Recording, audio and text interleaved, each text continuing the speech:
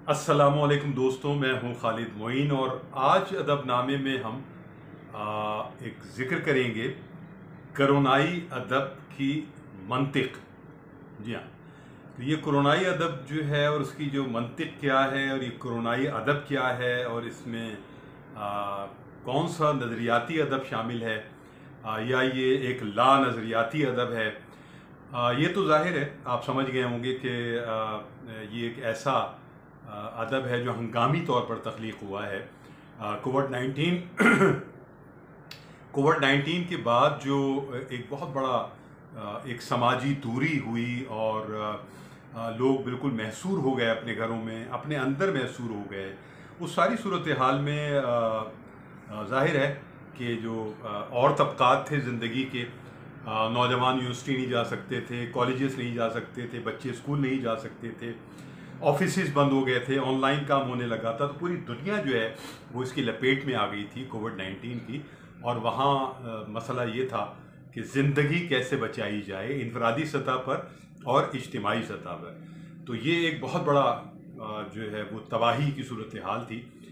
ज़ाहिर है कि इसमें बहुत जानें गई और बहुत लोग परेशान हुए और रोज़गार के मसाइल का भी प्रॉब्लम हो गया और नफ्सियाती मसाइल बहुत हुए लोगों को, बच्चों को, नौजवानों को, ख़वातीन को, मर्दों को बहुत ज़्यादा नफ्सियाती मसाइल का भी सामना करना पड़ा पूरी दुनिया में और पाकिस्तान में भी ज़ाहिर है कि।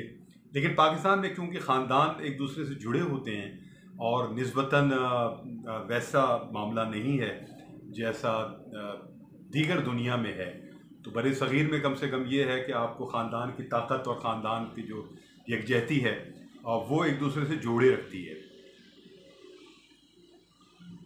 तो यहाँ भी जाहिर है कि ये हुआ। लेकिन कोविड 19 में और जो तख्लीक़कार थे ख़ास तौर पर, वो क्या करते, वो लोग जो कहीं ना कहीं जॉब करते थे, घरों से निकल जाते थे, शाम गए रात गए पलटते थे।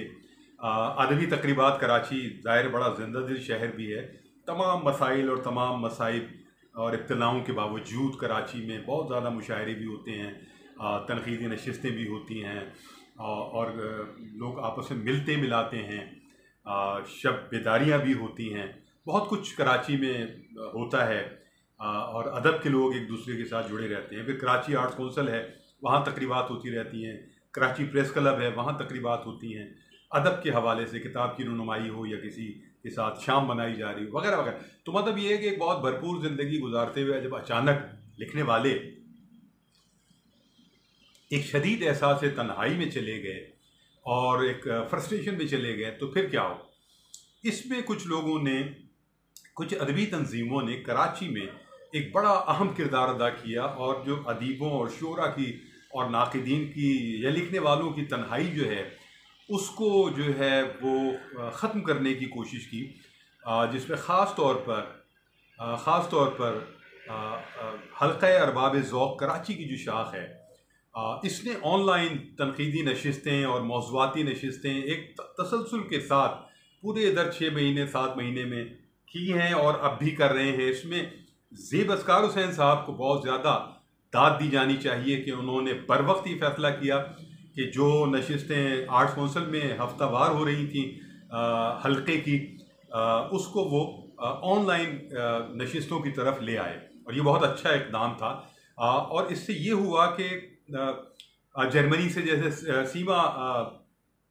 सीमा मोइन हैं, वो आ गई, लंदन से नजमा उस्मान आ गई और कनाडा से डॉक्टर हिना अम्बरी तारिक आ गई और इस तरह इंडिया से बहुत से लोग आ गए और बहुत से लोग लंदन से और दीगर जगहों से। वो सब एक ऐसा लगा कि पूरी दुनिया जो है वो ऑनलाइन अदबी इजलासों में सिमट गई है।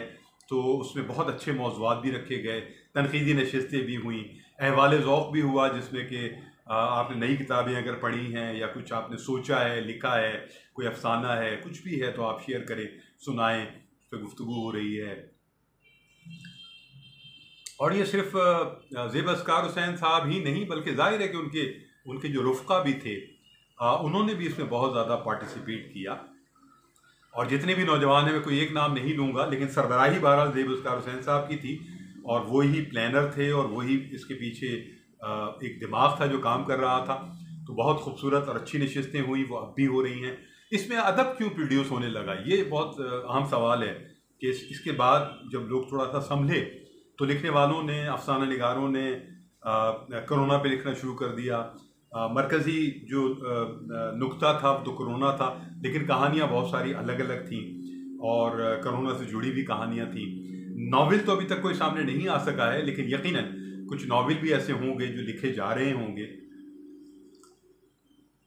वैसे भी ये वक्त जो है वो नावल के लिए बड़ा साजगार है, और ख़ास तौर पर शोरा, जो कुछ और चाहिए वो सब मेरे बयां के लिए, वो जो शोरा थे जो नस्री नज़मों की तरफ आ गए थे, जैसे मैंने देखा कि अंजुम सलीमी और मकसूद वफ़ा और हमारे डॉक्टर ज़ियाउल हसन, ये सब जो गज़ल के बड़े अच्छे मिच्योर और प्योर शायर थे, वो जो है वो प्रोस पोइट्री की तरफ आए और बहुत अच्छी नज़में भी लिखी, बाज़ ने बहुत ख़राब नज़में भी लिखी।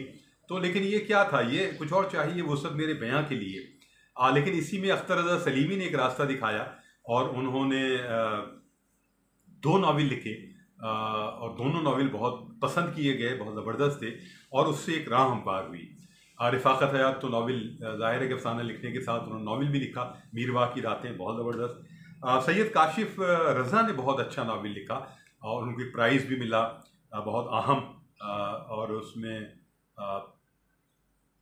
तो बहुत अच्छा नावल ज़ाहिर है इस लिहाज से भी कि उसमें उसकी पज़राई हुई है और नए लोगों के लिए रास्ता हमवार हुआ है। इक़बाल खुर्शीद तो ज़ाहिर अफ़साने ही लिखते थे, उन्होंने चौथी खूंट लिखा, वो भी बहुत अच्छा है। तो ये नावल की राह मैं समझता हूँ कि बहुत हमवार हुई है। चार खरगोश और एक कछुआ, ये नाम था जो मैं याद कर रहा था। मैं अब तक पढ़ नहीं सका हूँ, लेकिन जब मैं पढ़ूँगा तो मैं गुफ्तगू भी करूँगा इस नावल पर। मीरवा की रातें मैंने पढ़ा है, वो बहुत अच्छा नावल है। लेकिन हम बात कर रहे थे कोरोनाई अदब पर। तो कोरोनाई अदब में शायरी भी होने लगी, नज़में भी आईं, गज़लें भी आईं, कुछ कलेक्शंस भी छपे हैं कोरोनाई अदब पर। अच्छा, कोरोनाई अदब से फिर मुझे याद आता है कि एक 2008 में जो बहुत एक तबाहकुन ज़लज़ला आया था आज़ाद कश्मीर और शुमाली इलाका जात में, इसमें बहुत जानी नुकसान भी हुआ था और माली नुकसान भी हुआ था और बहुत बहुत से लोग ज़ख्मी भी हुए थे। तो उसके बाद जो है वो फिर एक ज़लज़ला अदब शुरू हो गया था। जी हाँ, ज़लज़ला अदब शुरू हुआ था और जियो समेत बहुत सारे टीवी चैनल्स ने ऐसे मुशायरे किए थे जो फंड रेजिंग के हवाले से थे, कुछ में मैं भी शरीक हुआ।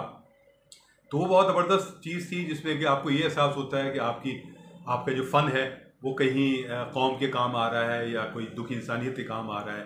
तो बहुत ज़बरदस्त ख्याल था उस हवाले से, ज़लज़ले के हवाले से, और मुशायरे भी बहुत हुए और एक किताब भी शाया की गई इंतखाब, जो आरिफ शफीक मरहूम ने शाया की थी, वो ज़लज़ला अदब के हवाले ही से थी। और उसके बाद फिर हमने देखा कि सैलाबी अदब, जो सैलाब आए मुख्तलिफ बहुत तबाहकुन, तो उसके बाद फिर सैलाबी अदब शुरू हो गया। तो ये एक बहुत से लोग इसका जो है मजाक उड़ाते हैं, बहुत से लोग उसको अच्छा नहीं समझते, लेकिन मेरे नज़दीक ये एक बहुत अच्छा कदम है, क्योंकि शायरी की जो अफादियत है या शायरी समाज के लिए क्या कर रही है, तो ये वो फौरी तासुर है या कोई थोड़ा सा रुकने के बाद का तासुर है, जिसमें लिखने वाला जो है एक आम आदमी और आवाम के साथ खड़ा होता है और जो अवामी मसाइल हैं या जो पूरे पाकिस्तान के मसाइल हैं, पूरी दुनिया के मसाइल हैं, उसमें अपने फ़न का हिस्सा डालता है। इसकी कोई अदबी हैसियत होगी नहीं होगी, मसलन अब अगर 2008 की जो है वो कोई कलेक्शन शाया किया जाए तो जाहिर है कि जुड़ाव शायद मुश्किल हो, या सैलाब अगर नहीं है तो फिर उसका कलेक्शन शाया किया जाए या वो लोग अपनी किताबों में शामिल करें तो शायद उसकी वो इतना रिलेवेंट ना हो। कोरोना के 5 साल के बाद अगर कोरोना नहीं रहता, और इंशाअल्लाह ताला दुआ है कि ना रहे, तो फिर क्या सूरत हाल होगी। तो ये बातें अपनी जगह है, लेकिन उसके बावजूद लोगों ने इस कम वक्त में भी और फौरी तासुर में भी बहुत अच्छी नज़में कही हैं, गज़लें कही हैं, और उसका भी एक कलेक्शन शाया हो चुका है कोरोनाई अदब का। तो मेरी दुआ है कि हम कोरोना से बचें, लेकिन कोरोना के हवाले से जो कुछ लिखा गया है उसको यकीनन यकजा भी होना चाहिए। इजाज़त चाहूँगा, खालिद मोइन को इजाज़त दीजिएगा। और रईस अमरोही का एक शेर बहुत ज़बरदस्त है जो मुझे बहुत पसंद है, वो मैं सुनाते हुए आपसे इजाज़त चाहूँगा कि कहाँ हम इख्तिताम नग़मा के बाद, कहाँ हम इख्तिताम नग़मा के बाद, अगर होंगे तो सिर्फ आवाज़ होंगे, अगर होंगे तो सिर्फ आवाज़ होंगे। तो खालिद मोइन को इजाज़त दीजिए और अपना ख्याल रखिए, अहबाब का ख्याल रखिए। शेर ओदा पाइंदाबाद, पाकिस्तान जिंदाबाद। खुदा हाफिज़ो नासिर।